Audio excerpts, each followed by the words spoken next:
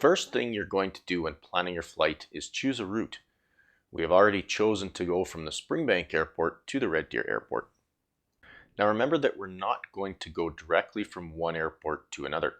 We need to choose a set heading point that is within 10 to 15 nautical miles from the departure point that we can easily visually navigate to. Today we're going to choose Lock End Lake. This point is not only a common point to fly to when navigating to and from the Springbank Airport, but also a VFR call-up point which we can find on the VTA chart.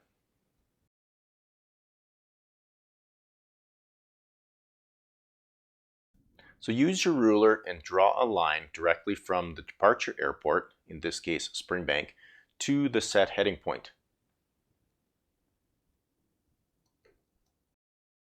I should mention that you will want to use a pencil when doing your pre-flight planning.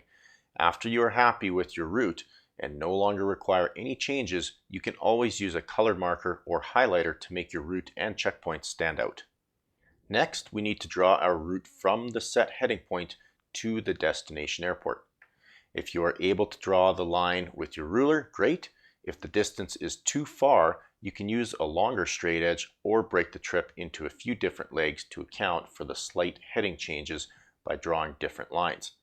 Today, our route is short enough just to require the ruler. After we've drawn our line, look along the intended route and try to identify any airspace restrictions or hazards. Look for CYA and CYR areas, control zones, high terrain, or anything else that could pose a hazard or restriction along our route.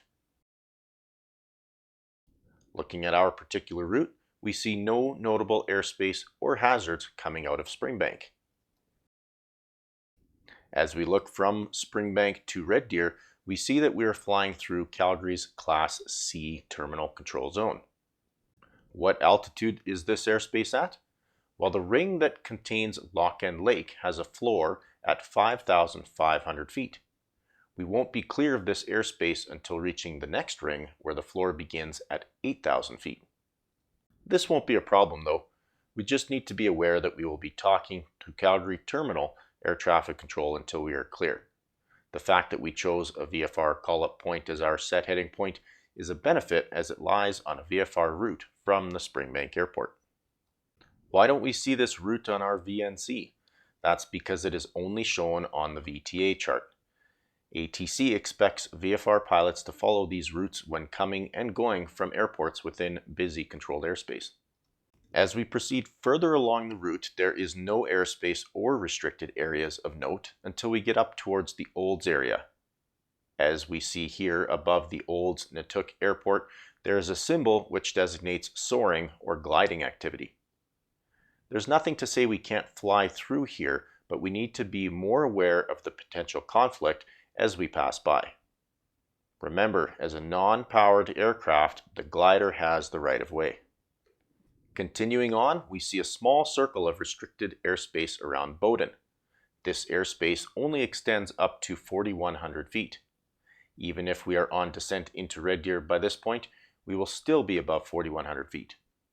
By the way, this area surrounds the Bowden Correctional Facility. Approaching Red Deer, we see a Class E control zone ring, but no other restricted or prohibitive airspace. Please take note that while we were in the process of making this video, the Red Deer airspace was undergoing a reclassification. If your map shows a Class D control zone around the Red Deer Airport, that's okay. For the purpose of our flight planning exercise, it won't make a difference.